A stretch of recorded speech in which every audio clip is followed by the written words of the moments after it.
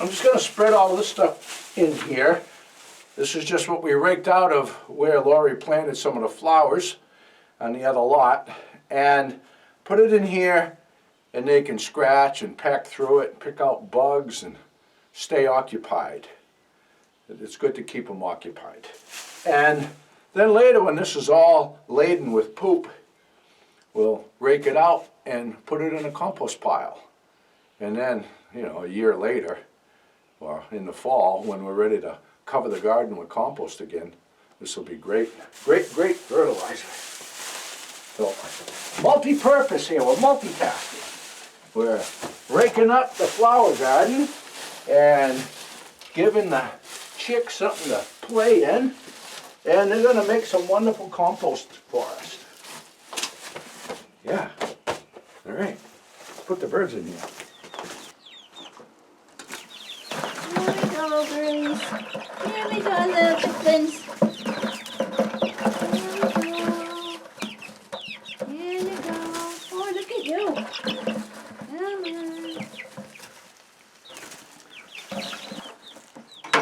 on. You're such a pretty girl. Are you Henny or are you Penny? Oh. Okay. You can go play in the leaves. Oh, how about you? There you go. Hi. Hi.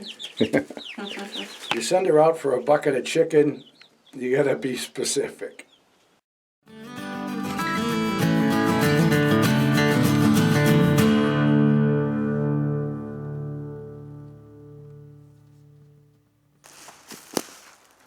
We're back on the project, and it's time to get the pad prepared for the shed delivery. I want the pad to be level, and this little gadget is just a ticket for the task. That one's only about a ½ inch off of the first one. That's really good. Go to this corner over here. Of course, we're also in a little bit of a divot for marking it. Well, I just got to get an idea where I'm at. That is only about a ½ inch lower than that one. Okay. Come over here. This one's probably going to be low. Yeah. That's about the same as over there. A little top coat and we'll be good to go. So let's get her done. When I first started pulling stumps from the area I had planned for the shed, mud oozed from the ground with every scoop of the backhoe. The mud has to come out before the shed can go in, so I acted accordingly and replaced it with proper material. A solid week of hot, dry weather was the answer to my prayers. It brought perfect conditions for road building, and a lot was accomplished in a short amount of time. The trucks kept rolling in, and the little Coyote tractor spread, packed, and graded 190 tons of crushed gravel, with my wine cork repair still holding strong. You gotta love it.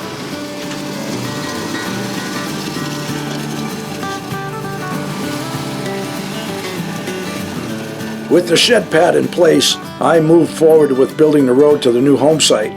But before I could spread gravel, I grubbed out all the muddy topsoil and stockpiled it for later use. It'll serve us better in the garden than as a foundation for the road, so that's where it will go. There's a place for everything, and everything's going into place. One step at a time, we're getting it done.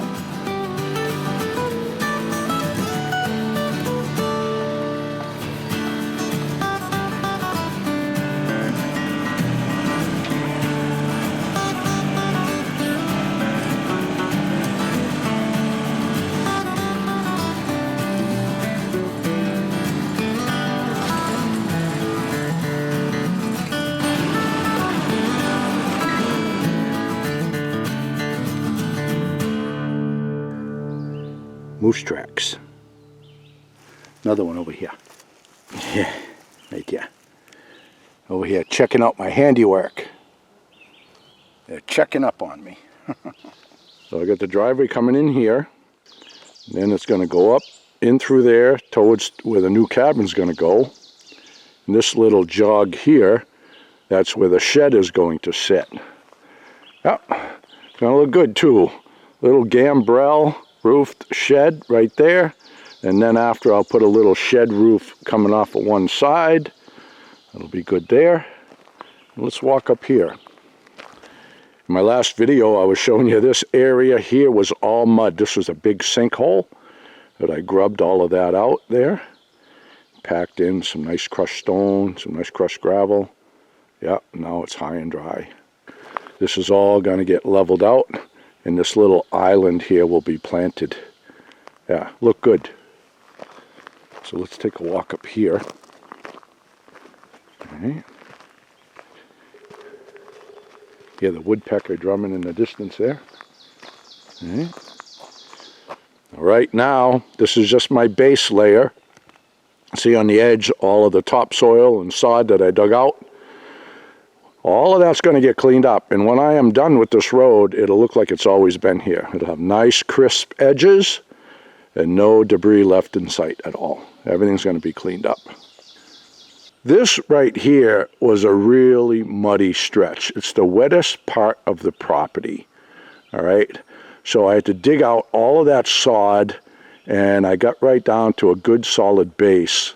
And then I put this in a little at a time and kept packing it down. So we're in good shape now, and this is going to come up a little bit more with a finished product after all of the trucks come through. The road's going to come right through this opening just to the right of that stump, and then it's going to fork. We'll go over there and show you. This is where Lori and I were clearing up these old logging roads. We got that one that goes down there, and this one that goes down here. And I'm not sure which one of these I'm going to start graveling first. Eventually it's going to loop all the way and come back to itself, but I just want to get it down to the home site and have a parking spot for this year. These trails are remnants from when they logged in here several decades ago. They make logging roads, they got to get their timber out. But most of the logging roads I've ever seen throughout my life were deeply rutted, and they were a mess. But they took good care of this property. They pulled the stumps out of it, all the big nuggets, everything. In fact, as soon as Lori and I cut this open, we drove the green Jeep all the way down into here. That's fantastic. And I have them all over the property, which is going to be good for me to go out and get firewood and drag my brush away, and it's fantastic. And it's good spot to walk the dogs too. Look at this. I look down and I got ticks crawling up my legs. There's one right there. There's another one right there. Little pricks. Boy, there's a lot of them this year, huh? There is a lot of ticks. When I was a kid, we didn't have ticks. I think I saw my first tick when I was maybe 15 years old. Used to kick around the woods all day long, just sleep out on the ground. Never had a tick. Now you can't go outside without having ticks all over you. This is the worst year I've ever seen. Here in New Hampshire anyway. Luckily, they're the big dog ticks, which are more or less harmless, They're easy to find, as you can see, and you feel them when they're crawling on you. Most of the time, anyway. Those little ticks that they have in New York, man, there's a lot of them. And they're hard to find, they're hard to detect, And they're dangerous. But we just rely on tick searches, and that's what we do. We use bug repellent when we have to, but for the most part, don't like using that stuff. Crazy though, ticks everywhere. This is where my road comes out to the opening, and I just noticed, look at all the high bush blueberry. This is all high bush blueberry here. All blossoms here, look at that. Yeah, look at them all. This is nice. This is a nice patch of blueberry. Some more over there, right there. Those are all blueberry bushes there too. Yeah, good to know. Definitely will preserve this patch.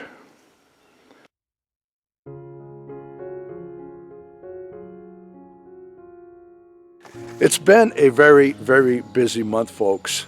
But the big push is winding down. Got everything accomplished that I wanted to get accomplished by this time. Normally we don't work on any sort of a schedule. What dictates our actions is the weather and the conditions. And we move the projects from one to another. Like when we started this, when we started in here, it was winter, all right? It was, well, spring. But there was still snow on the ground. But the ground was thawing out. Now that's not a good time to be putting in a road, all right? So we were cutting timber. We put the chainsaw and to come along and all that and the jet sled, and I was dragging it back here, and we cut timber because the conditions were really good for that. And we cut and we got these roads cleaned up.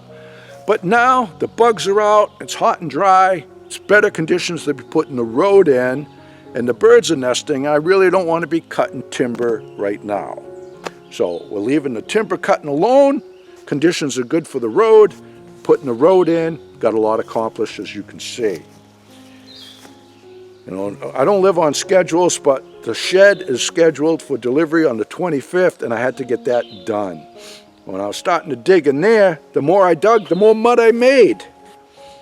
I'd put the outriggers down on the tractor and it would just sink into the mud, and it was like discouraging, and I'm going, how are we going to do this? But kept on keeping on like we always do. Got it done, all right? Got all that soft stuff pulled out, gravel put in, packed down. It is high and dry and dead nuts level. We're ready to take delivery. And then once the shed is there, then I'll go to New York and start emptying that place out because I want to get that on the market. I got my kitchen clean, I got stuff for this place, and we'll store it here in the shed. Yeah, we've gotten a lot accomplished. Just kept on keeping on. But like I said, now we've got all of that finished, man, and it looks good. So we're gonna switch gears now, and aside from cleaning up the edge of my road, I want to get that cleaned up, and that little island where the shed is, I want to get that planted. But it's time to plant the garden. So the next couple of days, we'll be working on the garden and getting some more water there from the old well for the garden. Finish up the chicken coop because Lori's already got her chickens there. And do that for probably, I don't know, a couple of weeks. And then get back to pushing more road in here. It's been an ambitious project, but I've been really enjoying it. Except for this week, it's been kind of rushing because I want to beat the weather, and I accomplished that. But for the most part, it's just been taking it slow, doing our thing, enjoying the process. Even when we were cutting the timber, work real hard for a few hours and just sit there, enjoy ourselves, enjoy the view. Yeah, it's a nice piece of property, folks. Beautiful.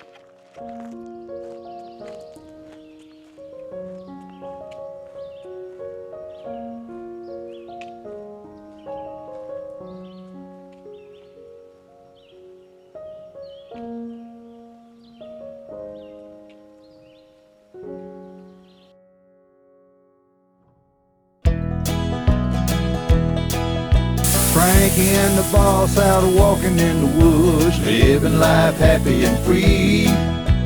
Tracks in the snow everywhere they go, there's a pokey way up in that tree. A beaver built a pond where they have some fun, taking life a day at a time.